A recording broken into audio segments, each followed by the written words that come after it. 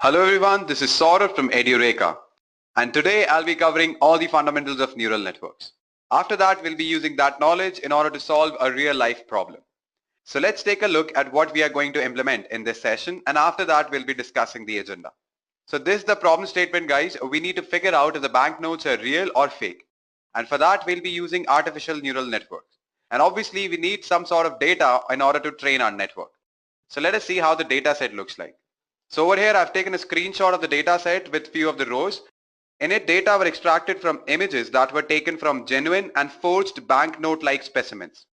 After that, wavelet transform tools were used to extract features from those images. And these are few features that I'm highlighting with my cursor. And the final column or the last column actually represents the label. So basically label tells us to which class that pattern represents, whether that pattern represents a fake note or it represents a real note. Let us discuss these features and labels one by one. So the first feature or the first column is nothing but variance of a wavelet transformed image.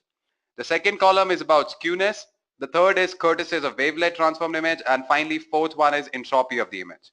After that, when I talk about label, which is nothing but my last column, over here if the value is 1, that means the pattern represents a real note, whereas when value is 0, that means it represents a fake note. So guys, let's move forward and we'll see what are the various steps involved in order to implement this use case. So over here we'll first begin by reading the data set that we have. We'll define features and labels. After that we are going to encode the dependent variable. And what is a dependent variable? It is nothing but your label. Then we are going to divide the data set into two parts, one for training, another for testing. After that we'll use TensorFlow data structures for holding features, labels, etc. And TensorFlow is nothing but a Python library that is used in order to implement deep learning models, or you can say neural networks. Then we'll write the code in order to implement the model. And once this is done, we will train our model on the training data. We'll calculate the error. Error is nothing but your difference between the model output and the actual output. And we'll try to reduce this error. And once this error becomes minimum, we'll make prediction on the test data and we'll calculate the final accuracy. So guys, let me quickly open my PyCharm and I'll show you how the output looks like. So this is my PyCharm, guys. Over here I've already written the code in order to execute the use case. I'll go ahead and run this and I'll show you the output. So over here, as you can see, with every iteration, the accuracy is increasing. So let me just stop it right here. So what I'll do, I'll open my slides once more and we'll discuss the fundamentals of neural networks that are required in order to implement this use case. So we'll look at the agenda, what are the things we need to discuss. So this is the agenda here, guys. We'll start by first understanding why we need neural networks. Then we'll focus on what is the motivation behind neural networks and what exactly are neural networks. After that, we'll understand what is single-layer perceptron and multi-layer perceptron. And then I'll tell you how to implement the use case that I was talking about in the beginning. And finally, we'll discuss various applications of neural networks. So we'll move forward and we'll understand why we need neural networks. So in order to understand why we need neural networks, we are going to compare the approach before and after neural networks. And we'll see what were the various problems that were there before neural networks. So earlier, conventional computers use an algorithmic approach. That is, the computer follows a set of instructions in order to solve a problem. And unless the specific steps that the computer needs to follow are known, the computer cannot solve the problem. So obviously we need a person who actually knows how to solve that problem, and he or she can provide the instructions to the computer as to how to solve that particular problem, right? So we first should know the answer to that problem, or we should know how to overcome that challenge or problem which is there in front of us. Then only we can provide instructions to the computer. So this restricts the problem solving capability of conventional computers to problems that we already understand and know how to solve. But what about those problems whose answer we have no clue of? So that's where our traditional approach was a failure. So that's why neural networks were introduced. Now let us see what was the scenario after neural networks. So neural networks basically process information in a similar way the human brain does. And these networks, they actually learn from examples. You cannot program them to perform a specific task. They will learn from their examples, from their experience. So you don't need to provide all the instructions to perform a specific task. And your network will learn on its own with its own experience. Alright, so this is what basically neural network does. So even if you don't know how to solve a problem, you can train your network in such a way that with experience, it can actually learn how to solve the problem. So that was a major reason why neural networks came into existence. So we'll move forward and we'll understand what is the motivation behind neural networks. So these neural networks are basically inspired by neurons, which are nothing but your brain cells. And the exact working of the human brain is still a mystery though. So as I've told you earlier as well, that neural networks work like human brain, and so the name. And similar to a newborn human baby, as he or she learns from his or her experience, we want a network to do that as well. But we want it to do very quickly. So here's a diagram of a neuron. Basically, a biological neuron receives input from other sources, combines them in some way, perform a generally non-linear operation on the result, and then outputs the final result. So here, if you notice these dendrites will receive signals from the other neurons. Then what will happen? It will transfer it to the cell body. The cell body will perform some function. It can be summation, can be multiplication. So after performing that summation on the set of inputs, via axon, it is transferred to the next neuron. Now let's understand what exactly are artificial neural networks. It is basically a computing system that is designed to simulate the way the human brain analyzes and processes the information. Artificial neural networks has self-learning capabilities that enable it to produce better results as more data becomes available. So if you train your network on more data, it will be more accurate. So these neural networks, they actually learn by example. And you can configure your neural network for specific applications. It can be pattern recognition, or it can be data classification, anything like that, all right? So because of neural networks, we see a lot of new technology has evolved. From translating web pages to other languages, to having a virtual assistant to order groceries online, to conversing with chatbots. All of these things are possible because of neural networks. So in a nutshell, if I need to tell you, artificial neural network is nothing but a network of various artificial neurons. Alright, so let me show you the importance of neural network with two scenarios, before and after neural network. So over here we have a machine, and we have trained this machine on 4 types of dogs, as you can see where I'm highlighting with my cursor. And once the training is done, we provide a random image to this particular machine which has a dog. But this dog is not like the other dogs on which we have trained our system on. So without neural networks, our machine cannot identify that dog in the picture, as you can see it over here. Basically, our machine will be confused. It cannot figure out where the dog is. Now, when I talk about neural networks, even if we have not trained our machine on this specific dog, but still it can identify certain features of the dogs that we have trained on, and it can match those features with the dog that is there in this particular image, and it can identify that dog. So this happens all because of neural networks. So this is just an example to show you how important are neural networks. Now I know you all must be thinking how neural networks work. So for that, we'll move forward and understand how it actually works. So over here, I'll begin by first explaining a single artificial neuron that is called as perceptron. So this is an example of a perceptron. Over here, we have multiple inputs, x1, x2, dash, dash, dash, till xn. And we have corresponding weights as well, w1 for x1, w2 for x2, similarly wn for xn. Then what happens, we calculated the weighted sum of these inputs. And after doing that, we pass it through an activation function. This activation function is nothing but it provides a threshold value. So above that value, my neuron will fire, else it won't fire. So this is basically an artificial neuron. So when I talk about a neural network, it involves a lot of these artificial neurons with their own activation function and their processing element. Now we'll move forward and we'll actually understand various modes of this perceptron or single artificial neuron. So there are 2 modes in a perceptron. One is training, another is using mode. In training mode, the neuron can be trained to fire for particular input patterns, which means that we'll actually train our neuron to fire on certain set of inputs and to not fire on the other set of inputs. That's what basically training mode is. When I talk about using mode, it means that when a taught input pattern is detected at the input, its associated output becomes the current output, which means that once the training is done and we provide an input on which the neuron has been trained on, so it will detect the input and will provide the associated output.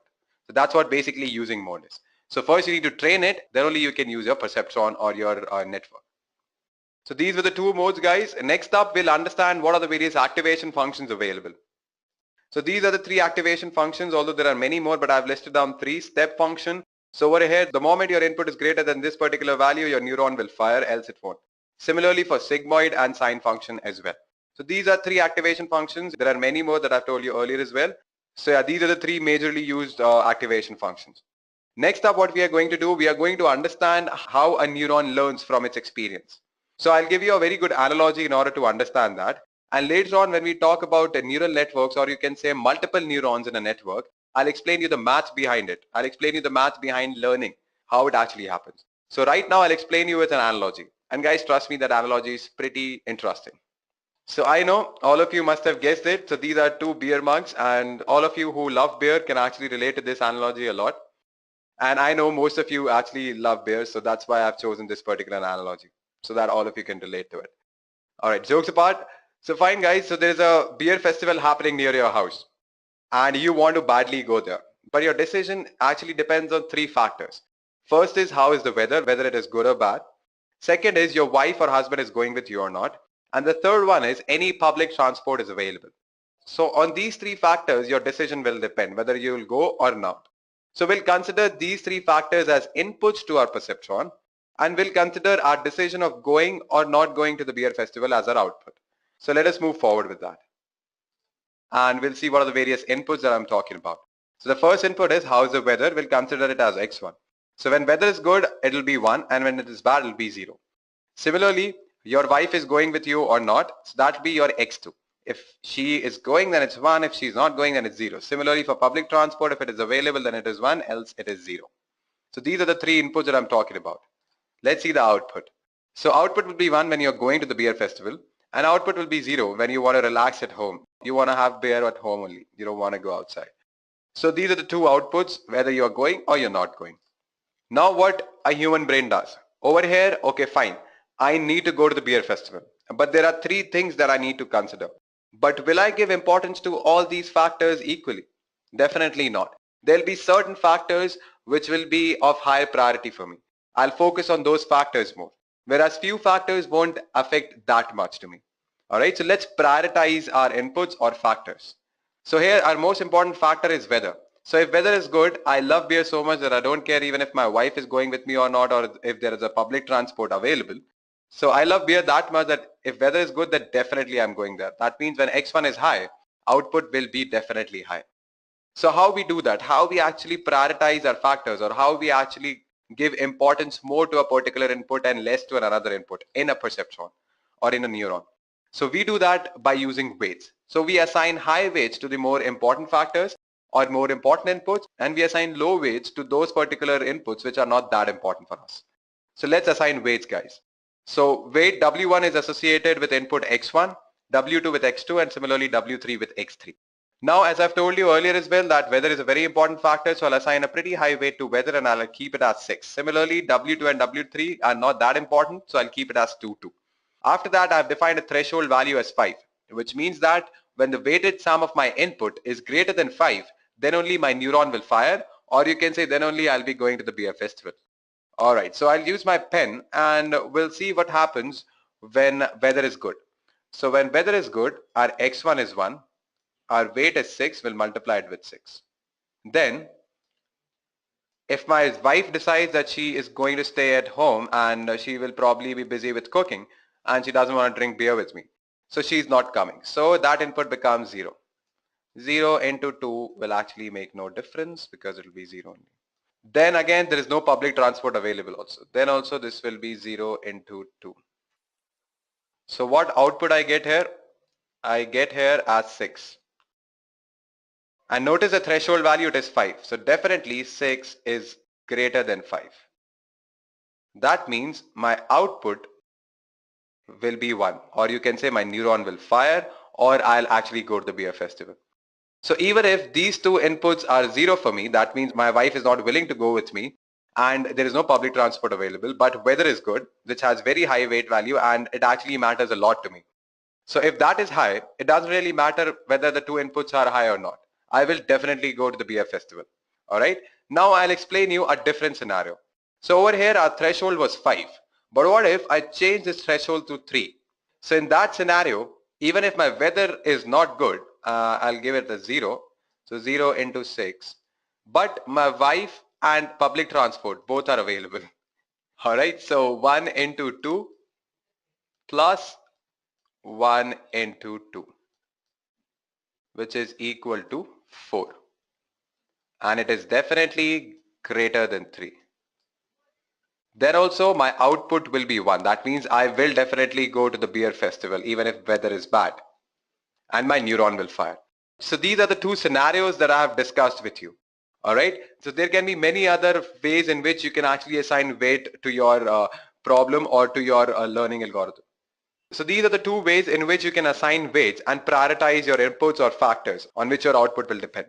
So obviously in real life, all the inputs or all the factors are not as important for you. So you actually prioritize them. And how you do that in Perceptron, you provide high weight to it. This is just an analogy so that you can relate to a perceptron to a real life.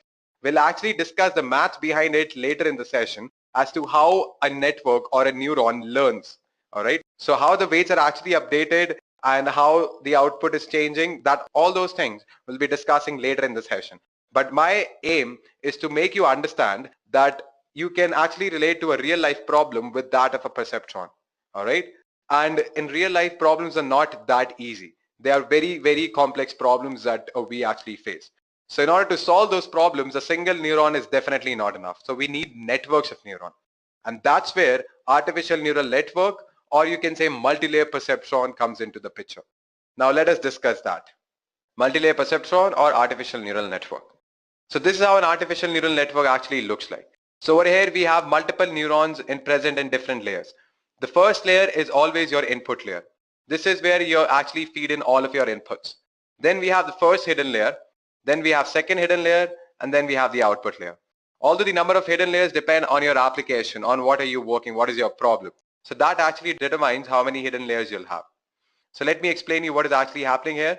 So you provide in some input to the first layer, which is nothing but your input layer. You provide inputs to these neurons. All right. And after some function, the output of these neurons will become the input to the next layer, which is nothing but your hidden layer 1. Then these hidden layers also have various neurons. These neurons will have different activation functions. So they'll perform their own function on the inputs that it receives from the previous layer. And then the output of this layer will be the input to the next hidden layer, which is hidden layer 2.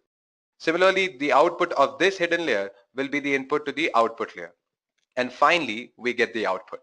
So this is how basically an artificial neural network looks like. Now let me explain you this with an example.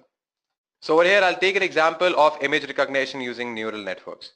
So over here, what happens, we feed in a lot of images to our input layer.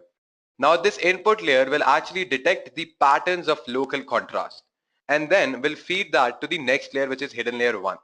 So in this hidden layer 1, the face features will be recognized. We'll recognize eyes, nose, ears, things like that. And then that will be again fed as input to the next hidden layer. And in this hidden layer, we'll assemble those features and we'll try to make a face. And then we'll get the output, that is the face will be recognized properly. So if you notice here, with every layer, we are trying to get a more abstract version or the generalized version of the input. So this is how basically an artificial neural network, how it works. All right. And there's a lot of training and learning which is involved that I'll show you now. Training a neural network. So how we actually train a neural network. So basically the most common algorithm for training a network is called backpropagation. So what happens in backpropagation, after the weighted sum of inputs and passing through an activation function and getting the output, we compare that output to the actual output that we already know. We figure out how much is the difference. We calculate the error. And based on that error, what we do, we propagate backwards. And we'll see what happens when we change the weight. Will the error decrease or will it increase? And if it increases, when it increases by increasing the value of the variables or by decreasing the value of variables. So we kind of calculate all those things and we update our variables in such a way that our error becomes minimum. And it takes a lot of iterations. Trust me guys, it takes a lot of iterations. We get output a lot of times and then we compare it with the model, with the actual output. Then again we propagate backwards, we change the variables, then again we calculate the output, we compare it again with the desired output of the actual output. Then again we propagate backwards. So this process keeps on repeating until we get the minimum value. All right. So there's an example that is there in front of your screen. Don't be scared of the terms that I used. I'll actually explain you with an example. So this is the example over here. We have 0, 1 and 2 as inputs and our desired output or the output that we already know is 0, 1 and 4. All right. So over here we can actually figure out that desired output is nothing but twice of your input. But I'm training a computer to do that, right? The computer is not a human. So what happens, I actually initialize my weight, I keep the value as 3. So the model output will be 3 into 0 is 0, 3 into 1 is 3, 3 into 2 is 6. Now obviously it is not equal to your desired output, so we check the error. Now the error that we have got here is 0, 1 and 2, which is nothing but your difference. So 0 minus 0 is 0, 3 minus 2 is 1, 6 minus 4 is 2. Now this is called an absolute error. After squaring this error, we get square error, which is nothing but 0, 1 and 4. Alright. So now what we need to do, we need to update the variables. We have seen that the output that we got is actually different from the desired output. So we need to update the value of the weight. So instead of 3, our computer makes it as 4. After making the value as 4, we get the model output as 0, 4 and 8. And then we saw that the error has actually increased. Instead of decreasing, the error has increased. So after updating the variable, the error has increased. So you can see that square error is now 0, 4 and 16, and earlier it was 0, 1 and 4. That means we cannot increase the weight value right now. But if we decrease that, make it as 2, we get the output which is actually equal to desired output. But is it always the case that we need to only decrease the weight? Definitely not. So in this particular scenario, whenever I'm increasing the weight, error is increasing, and when I'm decreasing the weight, error is decreasing. But as I've told you earlier as well, this is not the case every time. Sometimes you need to increase the weight as well. So how we determine that? Alright, fine guys, this is how basically a computer decides whether it has to increase the weight or decrease the weight. So what happens here, this is a graph of square error versus weight. So over here what happens, suppose your square error is somewhere here, and your computer, it starts increasing the weight in order to reduce the square error. And it notices that whenever it increases the weight, square error is actually decreasing. So it'll keep on increasing until the square error reaches a minimum value. And after that, when it tries to still increase the weight, the square error will increase. So at that time, our network will recognize that whenever it is increasing the weight after this point, error is increasing. So therefore, it will stop right there, and that will be our weight value. Similarly, there can be one more scenario. Suppose if we increase the weight, but then also the square error is increasing. So at that time, we cannot increase the weight. At that time, computer will realize, okay, fine, whenever I'm increasing the weight, the square error is increasing. So it'll go in the opposite direction. So it'll start decreasing the weight, and it'll keep on doing that until the square error becomes minimum. And the moment it decreases more, the square error again increases. So our network will know that whenever it decreases the weight value, the square error is increasing. So that point will be our final weight value. So guys, this is what basically backpropagation in a nutshell is. Fine, so we'll move forward, and now is the correct time to understand how to implement the use case that I was talking about at the beginning. That is how to determine whether a node is fake or real. So for that, I'll open my PyCharm. This is my PyCharm again, guys. Let me just close this. All right. So this is the code that I've written in order to implement the use case. So over here, what we do, we import the first important libraries which are required. Matplotlib is used for visualization. TensorFlow we know in order to implement the neural networks. NumPy for arrays, pandas for reading the data set, similarly sklearn for label encoding as well as for shuffling, and also to split the data set into training and testing parts. Alright, fine guys. So we'll begin by first reading the data set, as I've told you earlier as well when I was explaining the steps. So what I'll do, I'll use pandas in order to read the CSV file which has the data set. After that, I'll define features and labels. So X will be my feature and Y will contain my label. So basically X includes all the columns apart from the last column, which is the fifth one. And because the indexing starts from 0, that's why we have written 0 till 4th. So it won't include the 4th column. All right. And so our last column will actually be our label. Then what we need to do, we need to encode the dependent variable. So the dependent variable, as I've told you earlier as well, is nothing but your label. So I've discussed encoding in TensorFlow tutorial. You can go through it and you can actually get to know why and how we do that. Then what we have done, we have read the data set. Then what we need to do is to split our data set into training and testing. And these are all optional steps. You can print the shape of your training and test data. If you don't want to do it, it's still fine. Then we have defined learning rate. So learning rate is actually the steps in which the weights will be updated. All right. So that is what basically learning rate is. Then when we talk about epochs, means iterations. Then we have defined course history. That will be an empty NumPy array, and its shape will be 1, and it will include the float type objects. Then we have defined ndim, which is nothing but your X shape of axis 1, which means your column. Then we'll print that. After that, we have defined the number of classes. So there can be only 2 classes, whether the node can be fake or it can be real. And this model path I've given in order to save my model. So I've just given a path where I need to save it. So I'll just save it here only in the current working directory. Now is the time to actually define our neural network.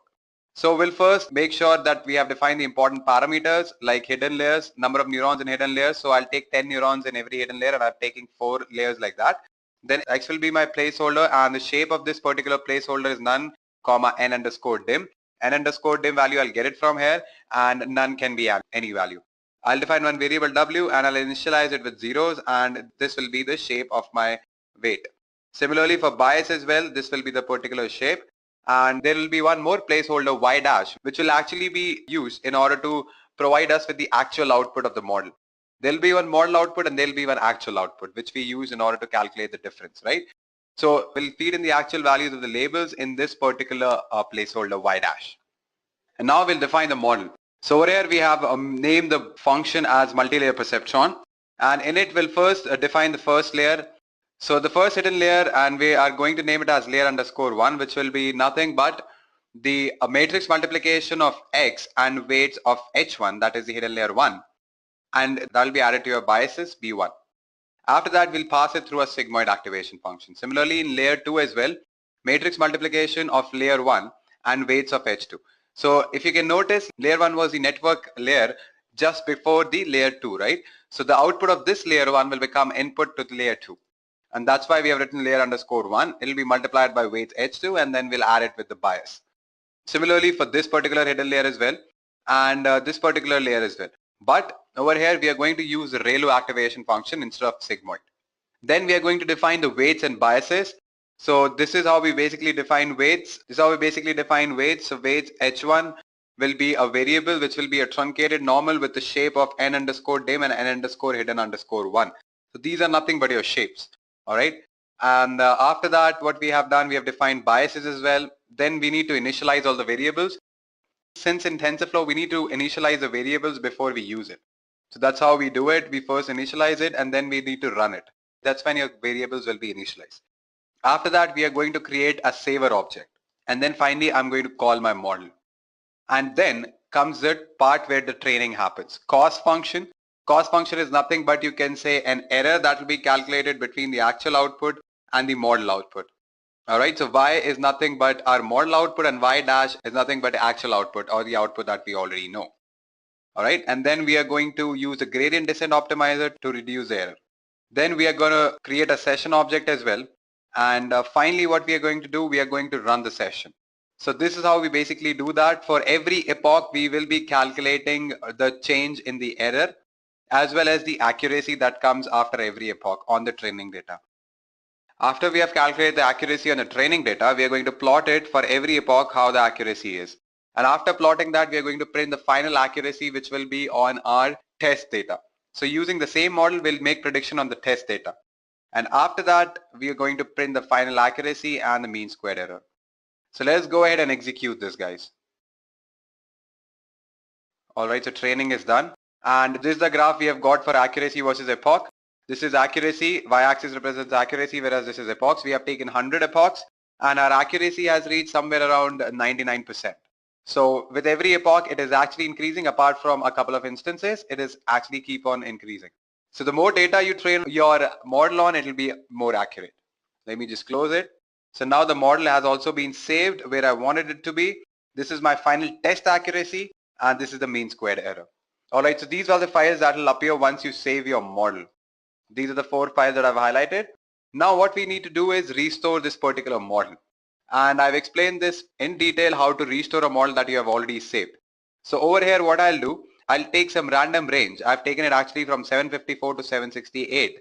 So all the values in the row of 754 and 768 will be fed to our model and our model will make prediction on that. So let us go ahead and run this. So when I'm restoring my model, it seems that my model is 100% accurate for the values that I've fed in. So whatever values that I have actually given as input to my model, it has correctly identified its class, whether it's a fake node or a real node. Because 0 stands for fake node and 1 stands for real node, okay? So original class is nothing but which is there in my data set, so it is 0 already. And what prediction my model has made is 0. That means it is fake.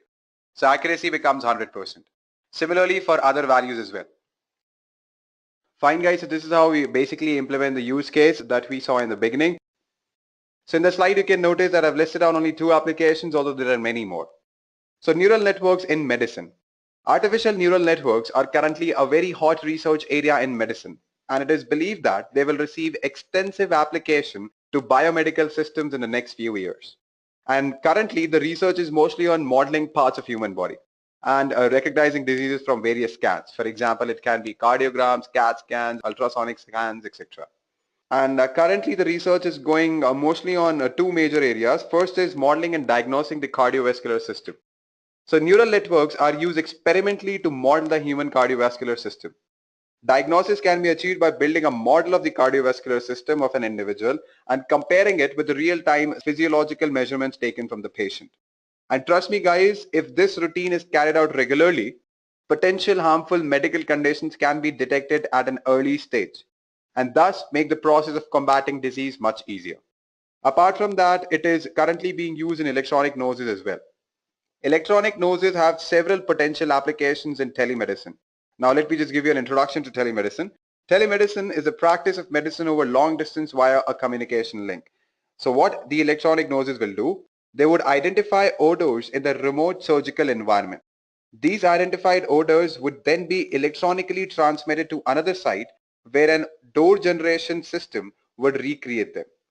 Because the sense of the smell can be an important sense to the surgeon, telesmell would enhance telepresent surgery. So these are the two ways in which you can use it in medicine. You can use it in business as well, guys. So business is basically a diverted field with several general areas of specialization such as accounting or financial analysis. Almost any neural network application would fit into one business area or financial analysis. Now there is some potential for using neural networks for business purposes, including resource allocation and scheduling. I've listed down two major areas where it can be used. One is marketing. So there is a marketing application which has been integrated with a neural network system.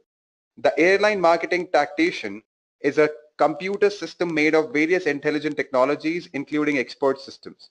A feed-forward neural network is integrated with the AMT, which is nothing but airline marketing tactician, and was trained using backpropagation to assist the marketing control of airline seat allocation. So it has wide applications in marketing as well. Now the second area is credit evaluation. Now I'll give you an example here. The HNC company has developed several neural network applications, and one of them is the credit scoring system, which increases the profitability of existing model up to 27%. So these are few applications that I'm telling you guys. Neural network is actually the future. People are talking about neural networks everywhere, and especially after the introduction of GPUs and the amount of data that we have now, neural network is actually spreading like plague right now. So guys, this is it for today's session. So I'll just give you a quick summary of what all things we have discussed. So we first understood why we need neural networks. We compared the two scenarios, what was happening before neural network and how neural network actually changed it. Then we understood what exactly is neural network, and then we focused on a single artificial neuron that is called perceptron. And after focusing on perceptron, we came to know that complex problems cannot be solved by single artificial neuron. So at that time we need network of these artificial neurons. And that's when multilayer perceptron was introduced. Then we understood how to train a multilayer perceptron with the help of backpropagation. And finally, I explained to you how to implement the use case where we were predicting whether the banknotes are real or fake. So this is it for today's session, guys. Thank you and have a great day.